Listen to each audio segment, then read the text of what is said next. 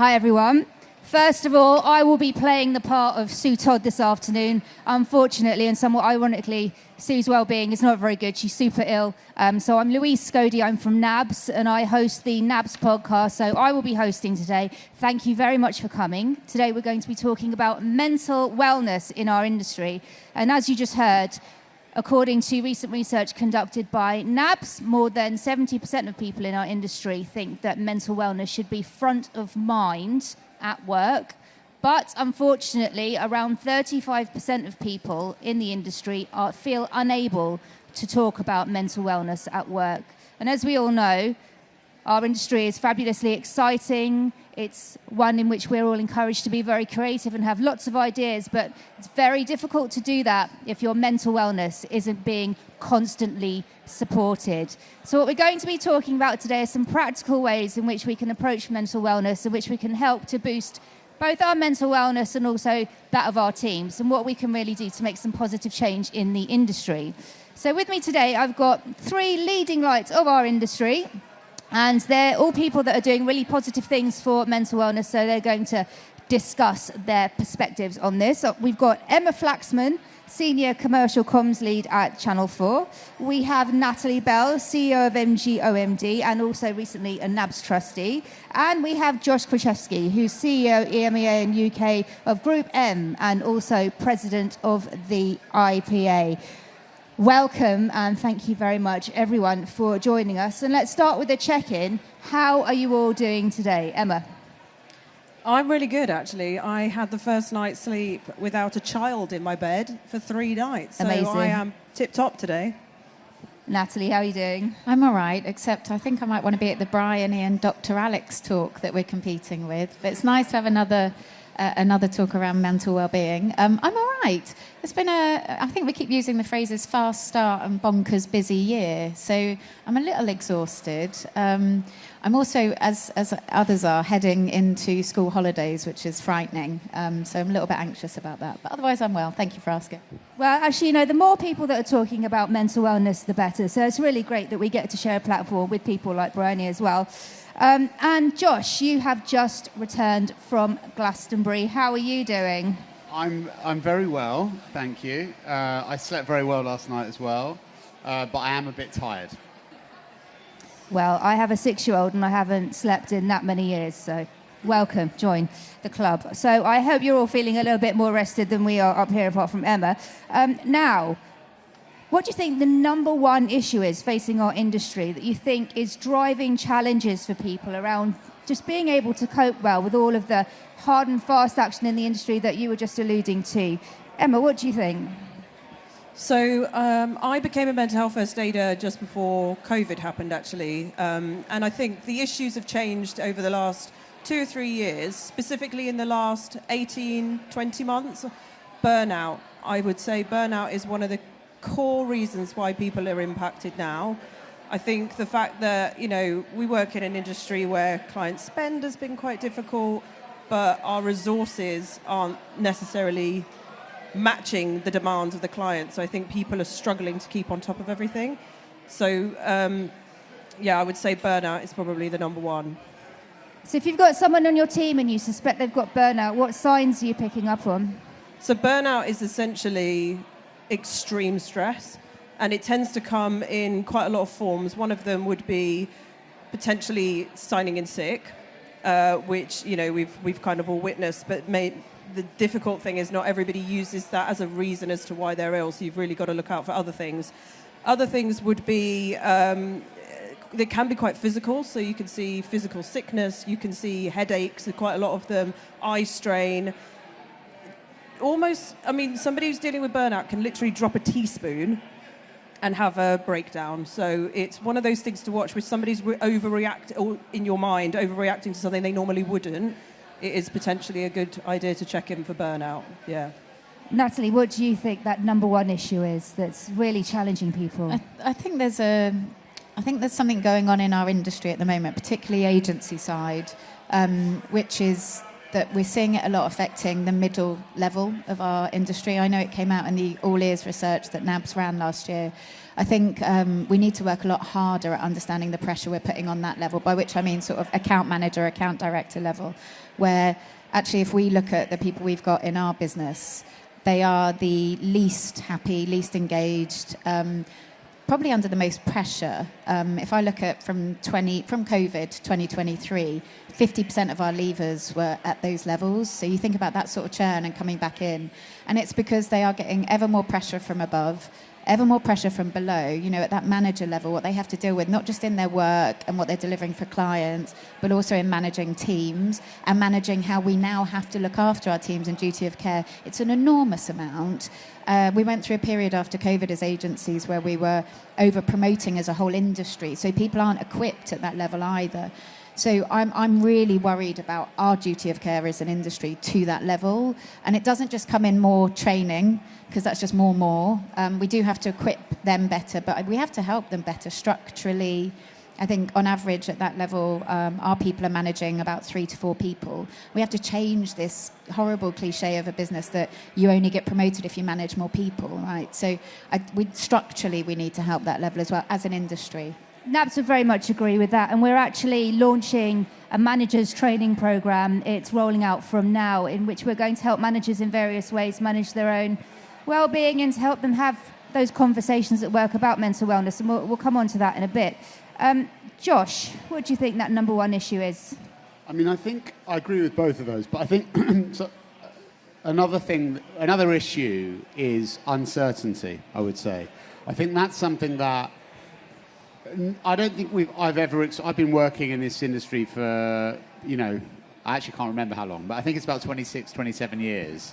And I've never felt that sense of uncertainty like I do right now. Like, I think it's something that's felt from at every level in our industry. And I think there's been lots of restructuring and cuts have been happening everywhere you look. Agencies, clients, media owners, and technology companies. And I think that there's, we're all dealing with macroeconomic issues, political issues, and I think all of that creates a swirl of insecurity and uncertainty that affects people in middle management, but also in other areas as well. And those things cause people to think a lot and to worry a lot. And I think those sorts of things lead to burnout. And so I think uncertainty is very much the source of a lot of kind of instability right now for people. Well, you launched the People First promise at the IPA, which helps people manage their worries and asks the industry to sign up to a commitment to demonstrate demonstrate a commitment to people's mental health so that they can cope with that kind of stuff. Why should agencies sign up to the promise? Can you talk to us a bit about that? Yeah, so the People First promise is basically an initiative that we launched at the IPA, and it's not just for agencies, it's for all companies in the creative industries, to be honest with you. But the idea is that I want companies to sign up for the People First promise. And in doing so, they're saying, we as a company take mental health and well-being very seriously, and we do things, that are proven things that help our people. And the way that we've categorized it is 3 areas. We've called it empower, support, and prevent. Empower is about empowering the individual, so individual people who work in companies, to better understand their own mental health, to better understand how to build kind of resilience, and to really just understand the scope and understand what the difference between, a neurosis, a psychosis, or just a bad day at work. So that's what empower is about. Support is about companies actually properly supporting people with serious mental health issues. And prevent is about companies preventing having, being there before issues are created for people. So what that's really about is companies making sure that they don't have toxic workplace cultures, because that's kind of like the scientifically most proven negative impact on people's well-being in the workplace, right? Now, these 3 things aren't things that I came up with. I've got a whole advisory board of mental health professionals, mental health charities, academics, the World Wellbeing Foundation, all help me understand what the things are, the most important things for companies to do to help support their people. And that's how we crystallize these three areas. And we've been working on it for many, many years, way before I did the IPA presidency, to be honest. So it's something that I think can have a really positive effect. I want companies to sign up because it's a message to their own people and also potential people who might join them that they take this really seriously. And it also means that their people can hold leaders in the companies that have signed up to account, to say, you're saying that you're taking this seriously. I don't believe you are. My experience is different from what you're saying. Where can people go to find out more about that and to hassle their agency to sign up if they haven't already? On the IPA's website. It's very easy to find. All right, excellent. Now, Emma, you have worked both agency and media owner side in this space now. Can you see any differences between the two, and what can one side learn from another? So we both have products to sell which could be technology based, but our biggest product is our people on both sides. And the fact is that most of the time people are paying for the ideas that come out of the brains of those people. So it's highly important that both sides obviously put their people first and look after them because those ideas are better when we're well. One thing I have noticed is, so I did 12 years at Omnicom, so I worked in new business and marketing. And the majority of the time, we are having to be constantly reacting to client demands, reacting to new business pitches, reacting to deadlines. It is quite difficult, and that can cause quite a lot of stress. From the media owner side, we are constantly pushing ourselves to be proactive. So what ideas can we come up that's ready for the briefs that come in? So it's a really, really similar issue, but different. And I think sometimes where media agencies, the major difference I would say is timing. So I think the work-life balance seems to be better in owner. There is no one in the office at lunchtime. It is pretty empty by the end of day, which I didn't do myself when I was in agency, and I definitely didn't see it. So I think that from a timings perspective, it is about making sure that people are not working that long outside their working hours, so they're resting well, so they come in better the next day. But I would also say that agency side have got much better preventative things in space from what I've witnessed. I think we'll probably talk about some of those later, but I think preparing people and educating people more around mental health and mental health issues is probably potentially lacking in some of the things that I've seen. Agency side are much better at that. Natalie, what's your perspective? How much of that do you agree with, and what do you see as getting positive results for people? Yeah, I do. I mean, that reactivity, I think, is definitely the pressure point in agencies. I think there's an interesting balance, I think, when it comes to mental wellness between stress and sort of the in-the-moment, relentless workload, and then pressure of a big decision or a big impact. And I think when you get the combination of the two, it's really dangerous. The one thing I would say about agencies, so one thing we found hugely successful is, thankfully in 2019, we introduced self-space into the business, which is modular therapy. And it was there because we've got mental health first aiders, and I know Josh drove that through the industry, actually. We do mental health awareness training beyond the first aiders themselves. All of that is great, but ultimately when it comes down to an individual, sometimes you just want someone else to talk to. And I'm a massive advocate of making sure that therapy isn't just seen as a crisis option, it's a preventative option. So we have self-space, other providers are available, but we have self-space in our business. And what's really interesting is the trend that we saw. So obviously 2019, it was all about going down and seeing them in person. They pivoted as a business to hybrid. That's worked really well for our people because it's there when they need it. But also they match, right? So not everyone has the same challenge. And also people want to be able to relate to someone. So when we're looking at certain intersectionality, the different people are there for them to be matched with, that they can relate to. So I think they're a brilliant business. Other providers are available. But also what's interesting is the trend that we've seen. So at the beginning, actually, a lot less people took it up until we started really normalizing it within the business as a preventative as much as a crisis. And also, we started pushing it with, so our people team, for example, who are under enormous pressure now with what they deal with, use it as their outlet. right? So it's really important to give the supporters support. But we find it's very, very typically female. So it's our female employees that are taking it up much more. So we're trying to do everything we can to make sure that everyone sees it as an outlet for conversation, not just therapy. Yeah, NABS definitely believe in the power of therapy, and ongoing talking is prevention, to the extent that we have a therapy referral service, and because we're a charity, that's free. So if you or any of your teams are interested in that, then you can head to the NABS website and find out how we can get that process going. Now, we spoke a bit before about management, and Natalie, I know you've got a lot of thoughts around this. How we support managers to have those mental wellness conversations at work with that notion in mind of this being an ongoing thing and not just crisis prevention. Yeah, I think the thing I'd add to that is actually we are, I think as an industry, and certainly I can speak for agency side, really good now at giving support. Like, we've got so many resources available to people. I think part of the challenge now is when in those moments when people are dealing with people in their teams or indeed with themselves, actually in those moments it's really hard to know where to go to. So a big thing for us is making sure people are equipped to know this is when you can go to NABS, this is when you can go to self-space, this is when you can turn to our people team. And so that sort of triaging, rather, which is obviously a big part of mental health first aiding, that triaging rather than having to deal with it yourselves. But it can be quite overwhelming sometimes with all the different, it's an education in itself, understanding all those different resources. So I think making sure we're equipping people with where to go rather than what to do themselves is super, super important. But also the support networks, right? So I talked about that middle management.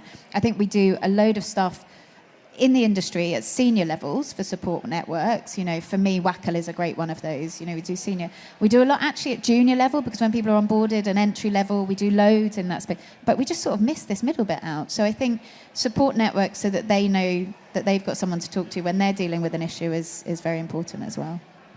Emma, have you got anything to add to that? It's funny, when we were looking at the groups, so we were getting, surveys and responses back of the groups that were most struggled. I completely agree. It is middle management. You get the pressure and the deadlines from the top and the clients, but then you've also got where the juniors are actually feeling much more comfortable, talking about mental health, which we really, really want. They are phoning in sick when they are unwell, which is unfortunately a bit more regular than it was before, and we are knowing why. So then you've got middle managers who are dealing with absence below, and trying to encourage somebody to come back in after a cold is not the same as a mental health problem. And not knowing or understanding that particular condition puts those managers in a really, really difficult position. So you need the work done, you're getting, the pressure, but you've got no resource to do it, and a lack of support, as Natalie said, that group tends to be missed. So I think by preparing them and giving them that support, they can then start role modelling for the level below, and it just continues to go through the process. I think training is key. And there's also a lot to be said about destigmatisation as well, and normalising prevention. Josh, how do you think we can go about that with, in the back of our mind, that for some people it's swinging over that way and some people it's swinging over that way, and we need to find that workable middle ground? Well, I think conflating issues is a problem. I mean, but that shouldn't stop us from doing the right thing. So I would say, on the destigmatization thing, it's really important that we share, like that everyone that a good culture, a good working culture. I don't care where you work. There's no argument against it, as far as I'm concerned.